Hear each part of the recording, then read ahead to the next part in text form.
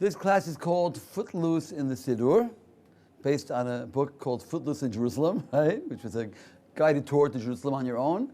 We're going to go through the prayer book and give some a guided tour, okay? Basic concepts of the prayer book. So we have to start off with the concept of prayer. And the concept of prayer makes absolutely no sense.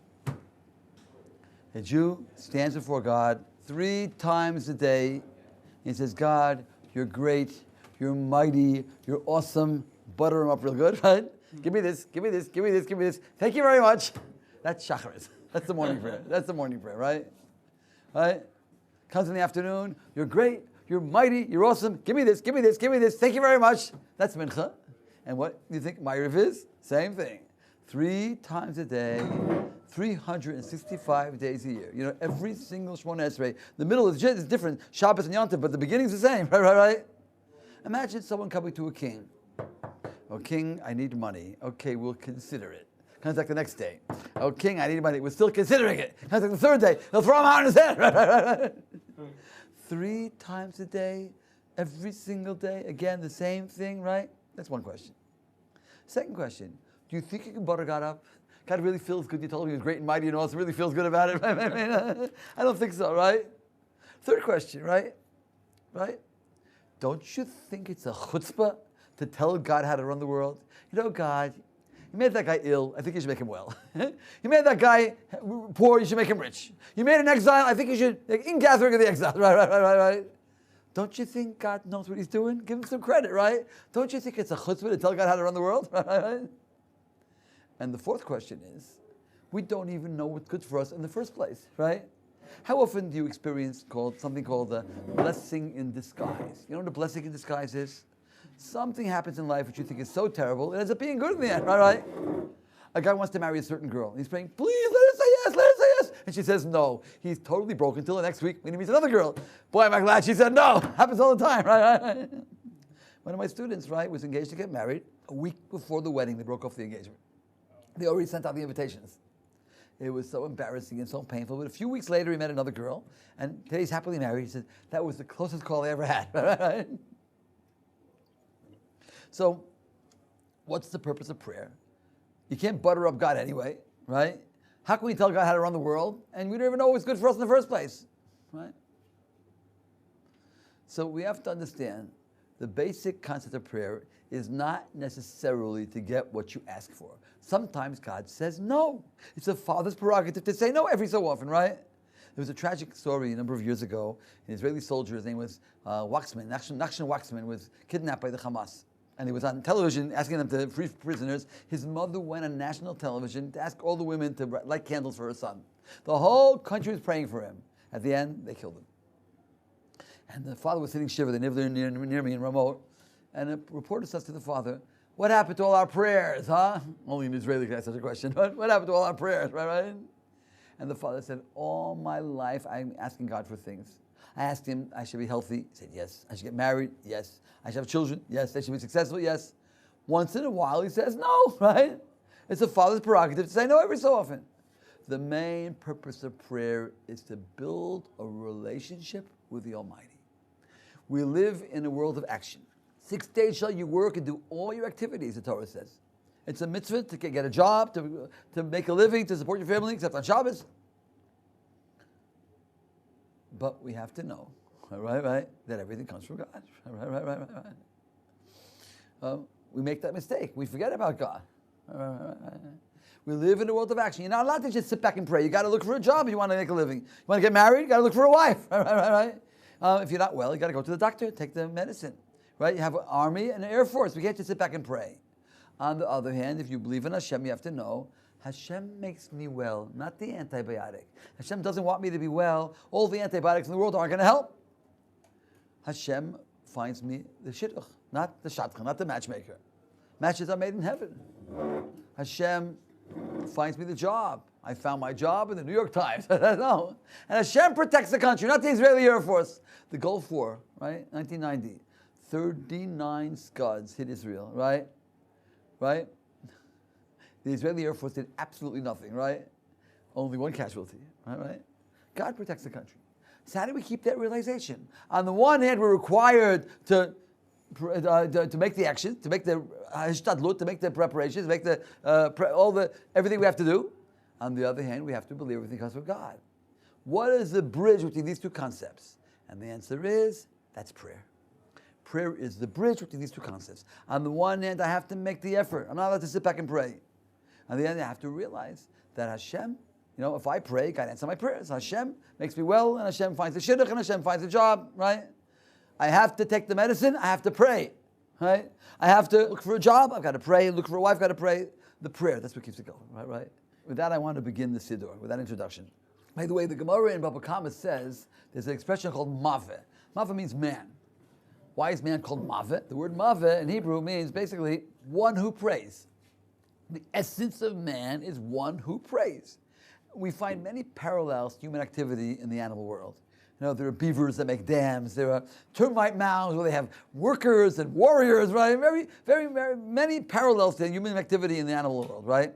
One thing animals don't do, they don't pray. I know this, the praying mantis, right? That's just a name, right? This is what's it called? The animals pray. It's not consciously. In any case, the essence of man is one who prays, right? There are three introductions to prayer. The first introduction to prayer is humility. You must humble yourself, right? We're soon going to see the Matovu. I bow down to your holy sanctuary in humility, right? A person who thinks of himself as God's gift to the world has a very hard time praying. First step is humility, right? You have to stop your activities, get everything off your mind, and think about the fact that you're standing before God, right? And think about the words, right? Even if you don't know the translation of every word, right? But the basic fact that you're standing before God. That's the concepts. Okay, so with that we begin the Siddur. Start on page 2, 3 in the English. And where does the Siddur begin? When a person wakes up in the morning, just open your eyes and say, thank God, living, existing God. You return my soul with compassion. Great is your faith. Notice there's no name of God here. It's not a bracha. The reason for that is because generally when a person wakes up in the morning, they have to go to the bathroom. And when one has to go to the bathroom, you're not allowed to daven. You can't say brachas, nothing. When one has to go to the bathroom, means that's just a little bit, really, really have to go. You're not allowed to daven, you're not going to say brachas, go straight to the bathroom. You wake up in the morning, generally you have to go to the bathroom, so you don't make any brachas. You wash your hands in neglavas. And here we have, I'll give a few halachas, which are very important to know. This is a halacha based on the Kabbalah, right? The Kabbalah says when one dies, he's partially dead. 1/60th of death, right?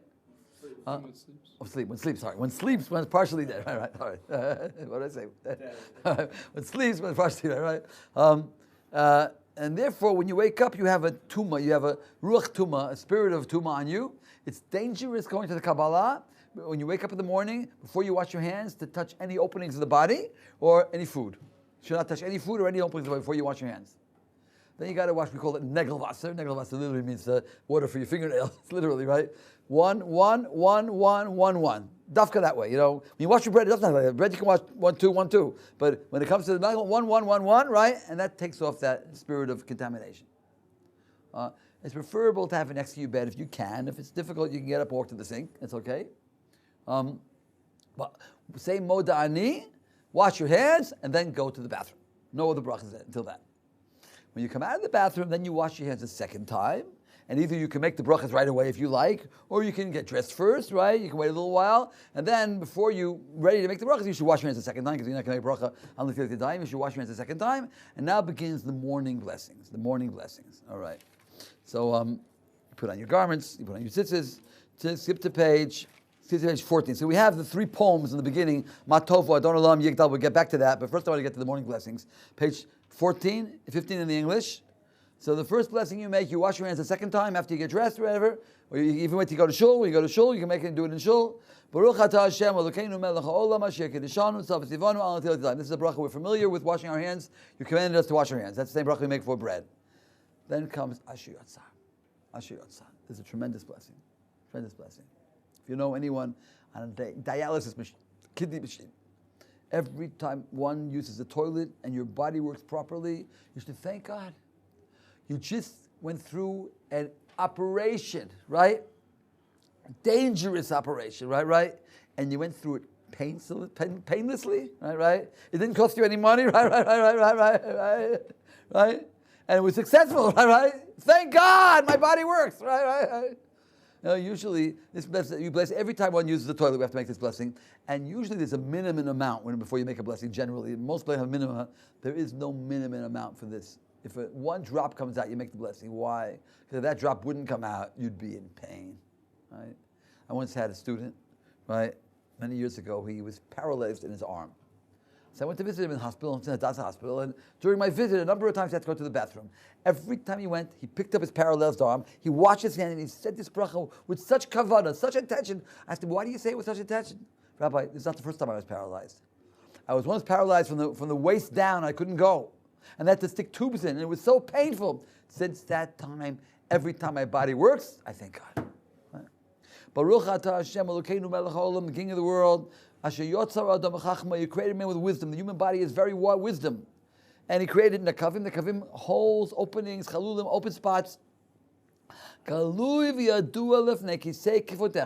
It's revealed and known before your holy throne. The only blessing which mentions God's holy throne is the one we do after doing the most animal act that a person does, right? Going to the toilet. Even then, you're standing before God's holy throne. If one of the parts of the body should be closed, would be open. Or it's the same, or it would be open. If one of the parts that be open would be closed. This kind would be impossible to exist and to stand before you. Even 1 hour, even one small period of time. You cure all flesh and you do wonders. The human body is a wonder, right? The human body is a wonder. The rabbis say, take a balloon and fill it with air. Put a hole in it. What happens? It pops, right? The human body is full of air and full of holes, right? And it still stays there, right? Another thing is that another explanation is that the soul is connected to the human brain. What's the human brain? Grain matter. It's a piece of meat, right? And God connects the soul to it. That's also a wonder. Okay, so that was the blessing we made on the body. Now, according to halacha, there's different customs, but according to Mishnah Berurah, we now skip to page 18. We say the bracha on the soul. Hit to page 18. You see the top of page 18. Elokai neshama. Elokai neshama. So we made one bracha on the body. Now comes the soul. My God, the soul that you put into me. Tahorihi, it is pure. Atavarasa, you created it. Atoyitzata, you made it. Atonafachta, you blew it into me. And you keep it inside. You see, the soul doesn't like it in the body. The soul would like to get out, right? When a person dies, the soul runs out, right? If you could hear your soul talking to you, as some great man did, right? What would he say to you? Why are you dragging me through the mud? Why are you doing all these terrible things, right? That's what he would say to you, right? And you keep it inside, and in the future you're going to take it from me and return it to me in the future. We believe in the resurrection of the dead. Now, there was one exception in history. One soul that did not want to leave the body. Anybody know who it was? No? He didn't die. He went up with the soul, with the body to the heaven. Whose soul did not want to leave? Anybody know? Moshe, right. The Medrash at the end of the Chumash says that Hashem said to Moshe's soul, I've got a beautiful place for you up in the Garden of Eden, just for you, come on up. And Moshe's soul said, what could be more holy in the Garden of Eden and the body of Moshe, right? Mind-boggling. A person can make their body so holy that the soul doesn't want to leave. You got to have to pull it out, right? Calls the man the whole time the soul is inside of me. I thank you, Hashem, the God of my fathers, master of all deeds, master of all souls. Baruch atah Hashem, hamachazir nishamos. You return souls, to make the dead alive. It refers both to the resurrection of the dead in the future, and every morning we wake up, we're alive. When you're partially dead and you wake up, and we're judged in heaven. And even if we don't deserve to live another day, generally we wake up. Not always. There are people who die in their sleep. There are people who die in their sleep, right? But most people wake up in the morning, right? Even if we don't deserve it, God gives us another chance. Every morning we get another chance. Okay, so we said a blessing on the body, we said a blessing on the soul. Now go back to page 16, the blessing on the Torah. You're not supposed to study Torah before you make a blessing on the Torah.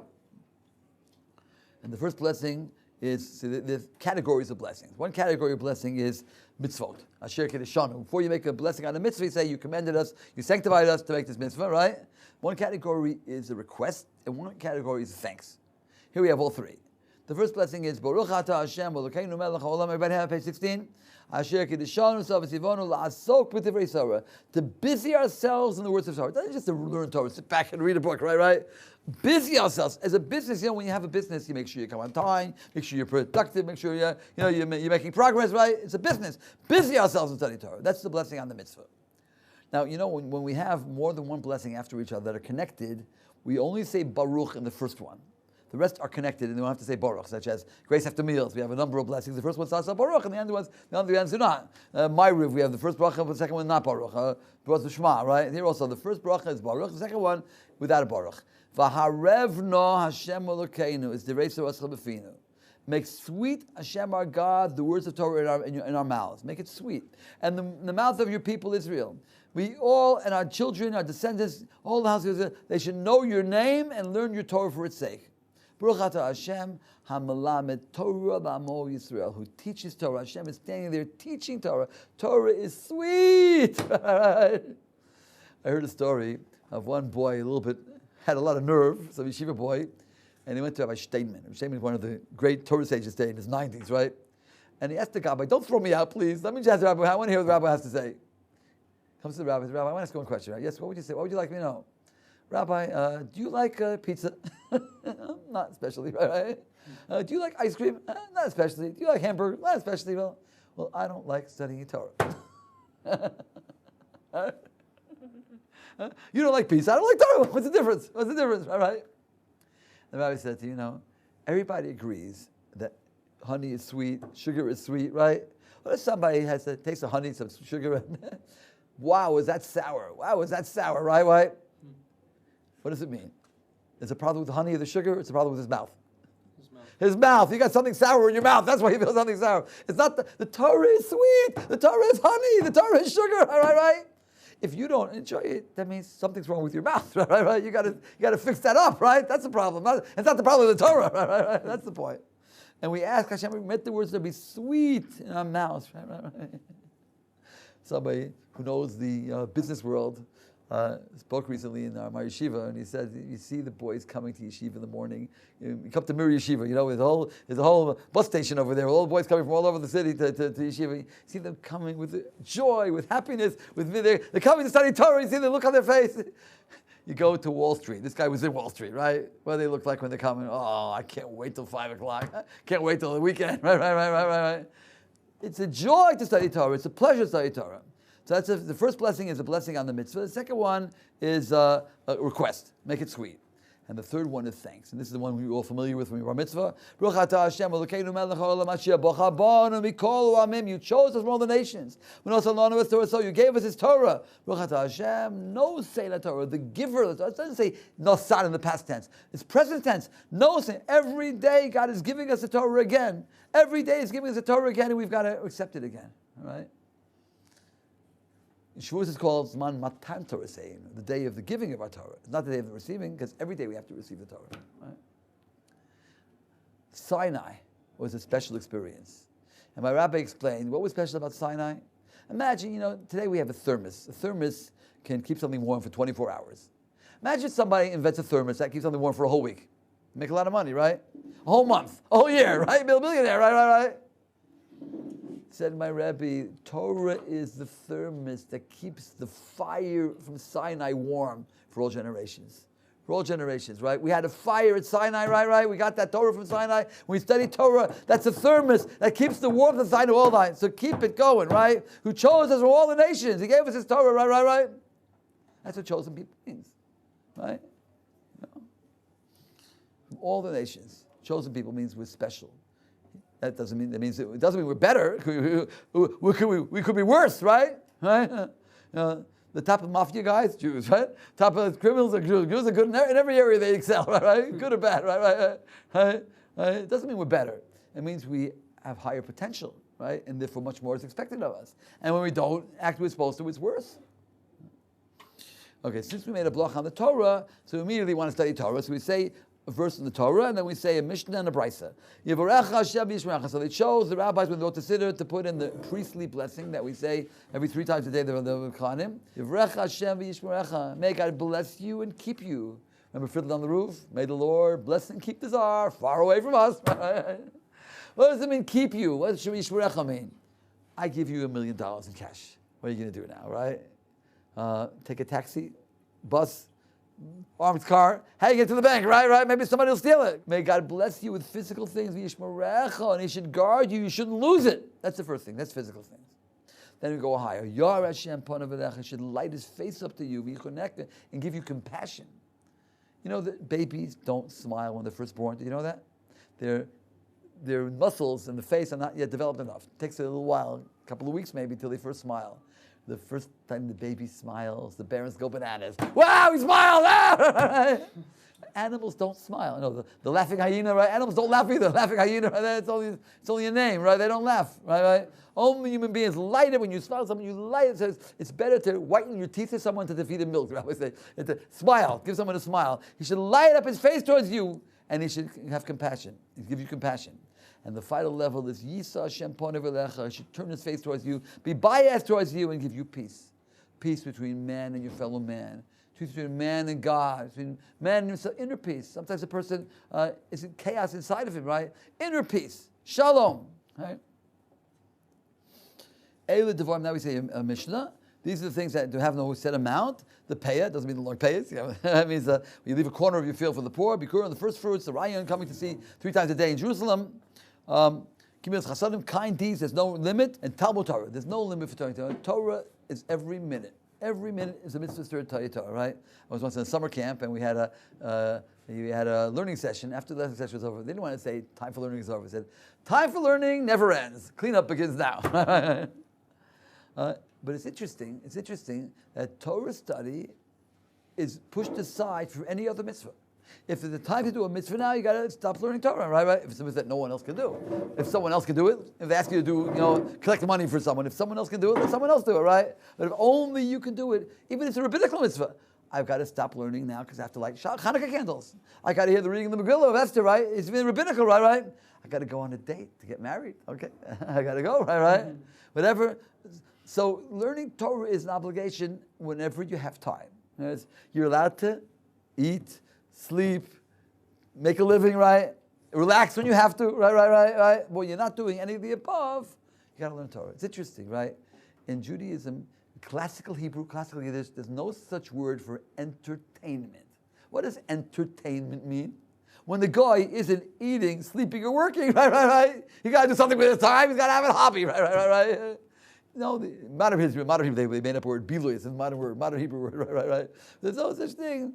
Right? No entertainment. The Jewish people, right? The national pastime of the Jewish people throughout history was studying Torah. That was their national pastime, right? We never had secular art, secular literature, right? Movies, the theater, the Yiddish theater, less than 100 years old, right?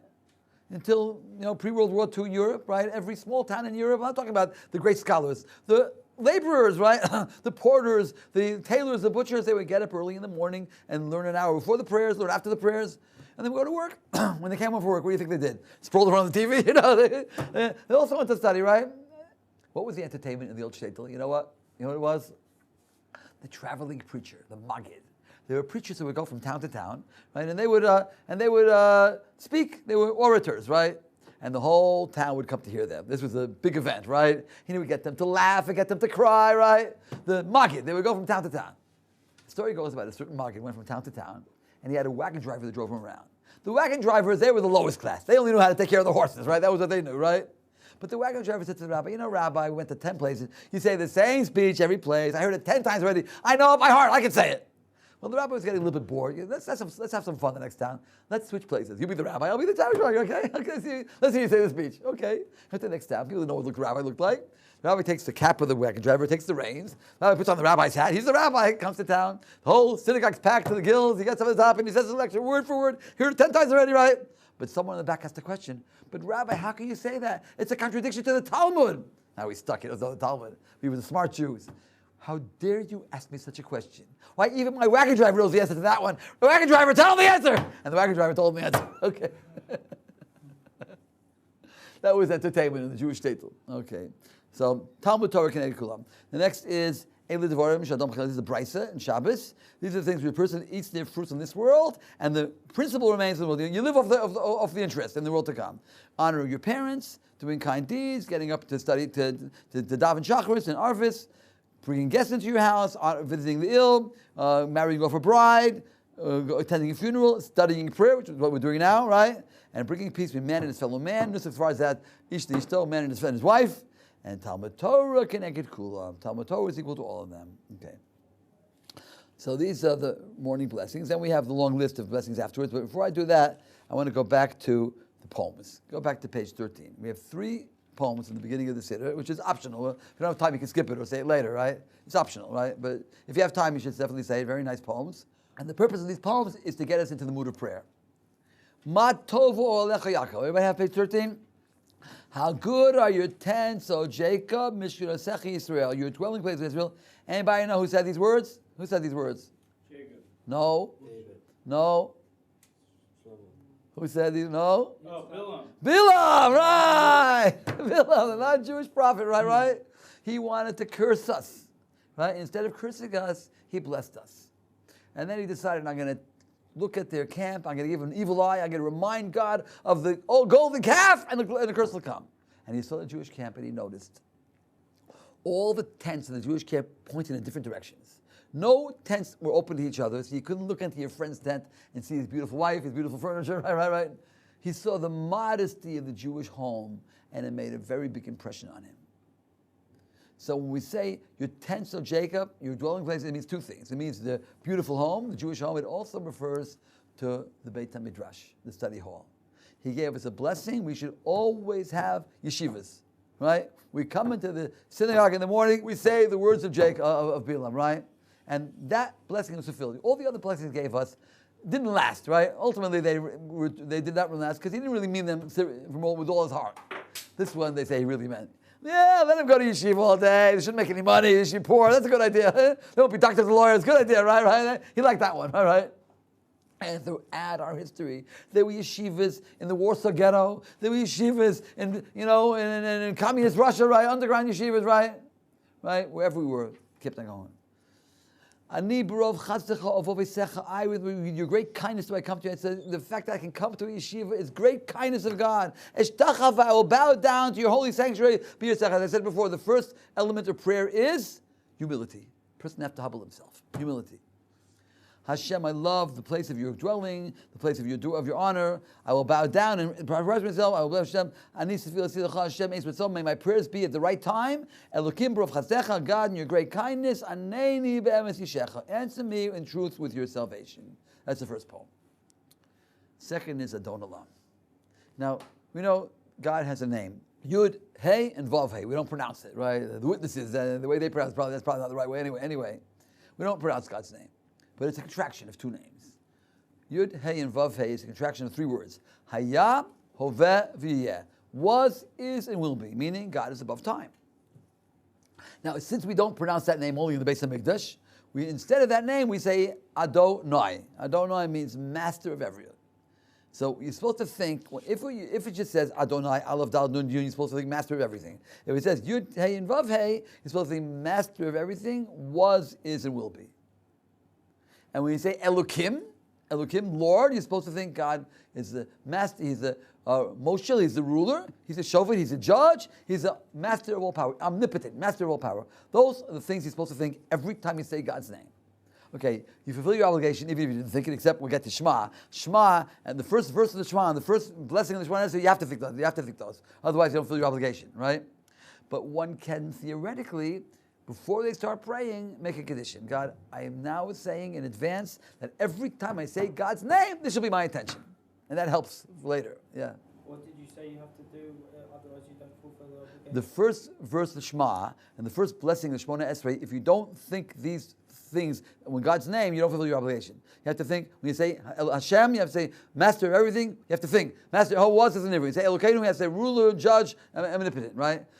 You're supposed to think it every time, but if you don't think it the other times, you still fulfill your obligation. The first verse of Shema and the first blessing of Shema, if you don't think it, you don't fulfill your obligation. That's what it says. Yeah, until Magen Avraham, right. Now, since one can make a condition before prayer that whenever I say prayer, these words, I think that, some say that that's the intention behind the Adon Olam. The Adon Olam poem is actually speaking out all the different thoughts of God's name. Let's see inside. Adon Olam Asher Molach, the master of everything that was ruled, that reigned. B'terem kol yisid nivro, before everything was created. Leis nasa b'chevtza kol, as I melech shemon ikra, the time when he desires everything, such a king do I call his name. Means he was here always, he will be forever. After everything's finished, levado yimlach, no, he'll remain alone. Hu hayah, he was. Hu hoveh, he is. Hu yiyeh, l'tzifara, he will be for glorious. You see that name was as he will be. Hu echad ve'en sheni, he's one, he's not two. L'habshil achbira, to rule over him, to collect him. B'li reishis, no beginning. B'li tachas, no end. V'lo ha'oz ha'mitzvah, he is the strength and the salvation and dominion. Hu keili v'chayin go'ali. He's my God and the life of my salvation. Surchevli be'sara, the rock of my rope, what I need when I'm in trouble. Hu nisi, my banner, monos li, and he saves me. Manas kosi b'yom koli, the portion of my cup when I call to him. Finally, we end up biyado avkid ruchi, in his hand do I give over my spirit. Beis yisham, when I go to sleep. When I wake up. And if my spirit shall die, Hashem leave Hashem. It's to me I will not fear. So we say this also at night before you go to sleep. You say it, and also in the morning. I give over my soul to God in the evening, and I take it back in the morning. Question, yes? You mentioned the word salvation in Amidah. You say Estamach, that one of the brachos. What is salvation? What is it? It's a personal salvation. In the bracha, we're going to get to Shemon Esrei. If you stick around, we're going to get to. We're going through the whole Siddur, right? There's a bracha, Go Al Yisrael. Go El Yisrael. Go Al Yisrael, we say before Shemon Esrei, that's going in the past. You redeemed us, that's going out of Egypt. He redeemed us from Egypt. That's what's going on over there. Go Al Yisrael and Shemon Esrei is going on every day. God redeems me every day about salvation. When I succeeded, when I want to accomplish, that's the salvation, right? And it also refers to the future of Gula. Right, we're referring to the final redemption. So it has a number of meanings. But Estamach, God specifically talks about Estamach Davdavdecha. Estamach David, that's talking about Mashiach. Right? That's talking about Mashiach. What is salvation? Mashiach. Huh? Mashiach, salvation means saving us from our troubles. So there's a personal saving. I'm now in trouble, get me out of the trouble I'm in now, right? There's Go'al, he saved us in the past when he took us out of Egypt. And there's Gula, the final redemption, when he takes us out of Egypt, when the Mashiach comes. So it has a number of meanings. And now we come to the last poem, Yigdal, which is based on the 13 principles of faith of the Rambam. So before we start the Yigdal, let's go to the end of Shachris. Look back later on the end of the Siddur. Most people don't say this every day, but it's in the Siddur. The end of Shachris, we have a list of the 13 principles. It's on page 179. 179. The 13 principles of faith according to Maimonides that every Jew must believe. But what was the two thoughts you have to think when you're doing your prayer? When we get to the Shema, we'll get to it. I'll talk about it when we get to Shema. You said it earlier. Yeah.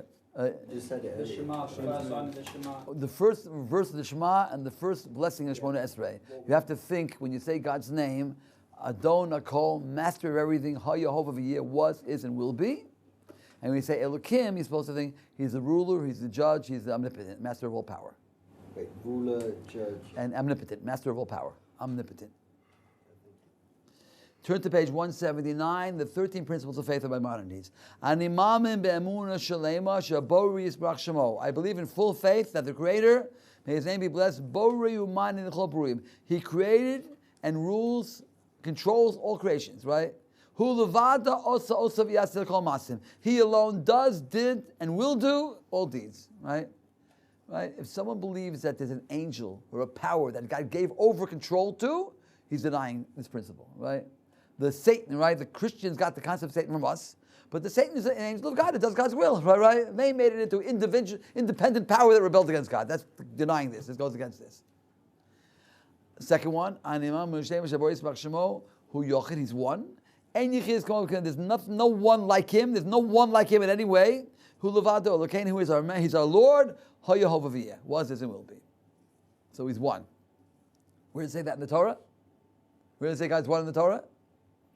Shema Yisrael, Hashem Elokeinu, Hashem Echad, right? The third, he has no body. Lo Yisigu Misig Yaakov, has no concept, right? There's no, not affected by any physical phenomena at all. Ein lo shum dimyon klal, he has no comparison whatsoever, right? This goes against Christianity, right? See, the Romans, at the end of the Roman period, they were getting a little bit disillusioned with their idols, right? They were giving up idolatry. They looked for a substitute, right? Well, there was a time the Jews comprised 10% of the Israeli Roman Empire. They were very, very many. And they had an influence on them. They knew the Jewish God, you can't see him, he's one, he's great, everything. They liked that. There was a period when we had a lot of Roman converts. Onkelos was a Roman convert, and Shmai Avtali were Roman converts, and Rabbi Akiva came from Roman converts, right. The fourth. I know his name is Israel, who Rishon, he's the first, he's the last, right? Meaning he's above time. He was, and he was first and last. He's God's above time. Right? Time is the creation of God, right? Albert Einstein came up with his theory of relativity, right? First time he came to the United States, the reporter said, Professor Einstein, can you please explain to us, what did you teach the world in language we can understand, not in scientific language, right? And he said, I'll tell you, before I came around, the world believed if you put the entire universe into a suitcase, what were you left with? The entire universe in a suitcase, what were you left with? Empty space and endless time. I taught the world, if you put the entire universe in a suitcase, the time and space will be in the suitcase as well. Because everything's related, matter, energy, it's all relative, right? Which fits in very well with our belief that time and space are creations of God, and God is above. It's not that God knows the future. There is no future for God. It's all the same, right? How do all the animals fit in Noah's Ark, right? We're coming to Parshas Noah, right? How did the Ark and the temple was larger than space, right? God had no problem with it. So God's above space, above time. That's his first and his last. Number 5. Lo levada ro l'spalel ein zos l'spalel. Only to him do we pray. You don't pray to anything else. We never pray to anything except God. Don't get confused. When you go to a grave of a dead person, of a great rabbi, you're not praying to him. God forbid, you're not praying to him. You're praying to God in his merit, in the merit of this great person. Hashem should hear my prayers. Or you can ask him, put in a good word. Be a Melis Yosher. Put in a good word for me, right? But you're not praying to him. Right? You're not praying to the kotel, right? People talk to the wall, talk to the wall. You're not talking to the wall, right? You're talking to God in the merit of the kotel. That's the idea. All the words of the prophets are true. Number 7, Moshe's prophecy was true, and he was the first one. Before it, no one was as great as Moshe, because if anyone comes along and says, God changed his mind, there's a new testament, new, improved, he's a liar, right? Are you as great as Moshe? Only Moshe could tell us that. He was the greatest prophet that ever lived, right? And his prophecy was true, he's the greatest of all prophets. All the Torah in our hands belongs to Moshe, was given to Moshe. We believe that everything that we have was handed down to Moshe. Every Torah scroll, by the way, has to be written from a copy. You know that? You're not allowed to write a Torah scroll by heart. The scribe has to copy it. Every copy of a copy, right? And what happens if he makes a mistake, right? When you read the Torah, if you find a mistake, even a little letter that's a little rubbed out. So you have a child who just learned the elevator to read if he can read it or not. And if it's no good, what do? You roll it up, put it back. You can't use it again until you fix it. Right? You can fix it after Shabbos. You can fix it, right? And today, there's a lot of Torah scrolls. Years ago, every town had 1 or 2 Torah scrolls. The whole town was very, very, very expensive. So every Torah scroll we have is a copy of the original, right? And if they found any mistake, they fixed it right away. Any other ancient book, there's many, many versions of it. There's the only one. All right? It will not be changed. There won't be a new Torah from God. It's interesting. The word New Testament is mistranslation. Do you know that? It's a mistranslation, right? The prophet says in Isaiah, in the future, God's going to make a bris chadasha. What does bris chadasha mean? A new covenant. What's a covenant? Covenant is a treaty, an agreement, right? We made a treaty with God. Sign of the God of law. You know that's mind-boggling. God has to make an agreement, has to sign. Agreement means both sides are accepting liabilities, right? God has to make an agreement with man, right? But God made a covenant. We're his people, right? Our side of the treaty is we got to keep the Torah. His side is no new innovation. We're his people, right? If we break the Torah, there'll be terrible punishment, right? But we're still his. You can't switch us to anybody else. So we made a covenant at Sinai. We made a covenant at Amos Moav, and we didn't keep it.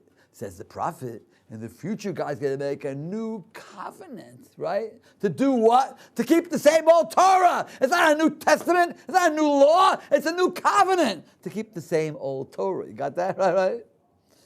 And finally, we come to God knows everything we do and all our thoughts. As it says, right? When you come to the next world, they show you a video, everything you said, everything you thought, everything you did your entire lifetime. It's all there. It's on the computer.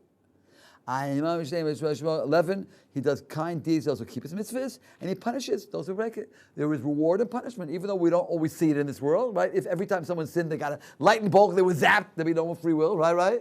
We have free will, right? But ultimately, there's reward and punishment. There's got to be. Tell me, I can't prove to you heaven and hell, but I can tell you every one of us has a sense of justice, right? A sense of justice. When someone gets away with a crime, it bothers us, right? When a judge sends a rapist out, does it again, or a murderer out, right? It just bothers us, right? Someone murders in cold blood, you can give him the death penalty, right? 2 people, you can't kill them twice. 10 people, 1,000. The guy, Eichmann, right? He was responsible for 1 million deaths. What can I do to him? You can't kill him more than once, right? A great person I knew was so wonderful person. He died in 30 from cancer, right? Did such kind deeds. There's got to be a world where all the accounts are settled, where the Nazis are getting punished, every bit of pain they caused every individual, plus interest, right? And the good people, right? There's got to be, right? God does kindness to those who keep his mitzvahs and punishes those who don't.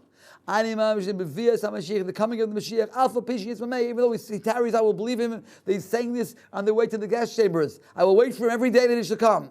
I believe there will be resurrection of the dead when God will desire to so, and there's remembrance of God. So these are the 13 principles of Mammon. Just finish in a minute. Go back to Yigdal, and I'll show you how all 13 of them are hinted in the poem Yigdal. Go back to page 12, page 13 in English.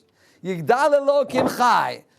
May God's name be exalted, living Kai. Vishtabach be praised. Nimsa, he's found, he exists, but unbound. There's no time for his existence, it's unbound. He's one, there's no one like his. There's no end to his oneness, right? He's infinite, inscrutable, infinite. He has no body, and is he corporal, right? His holiness has no comparison. He's before everything that was created, he's the worst, and there's no first before his first. He's the master of the world's forever creation. His greatness and his kingdom precedes everything. The flow of his prophecy he gave to the men of his specialness, his treasured people. No among Israel did there ever come a prophet like Moshe, who prophesied and saw the picture of God. A true Torah did he give to his people by his prophet Moshe. He will not change it. He will not change his religion forever for anyone else. He sees hidden things. He looks in the end of everything in the beginning. He sees the end in the beginning. When you do something, he sees what's going to be in the end. He does teach man kindness like his deeds. He gives evil to the wicked man as his deeds. He will send the end of the days Mashiach, who redeem those who are waiting for his end of his salvation. And he will make the alive the dead with his great kindness. Baruch Adayah, Shem Tilasol. So you see, this poem incorporates all the 13 principles of Maimonides. Okay, so we'll stop here. To be continued, Mr. Hashem. Any questions? Comments? Arguments? Yes. I rest my case. Yes.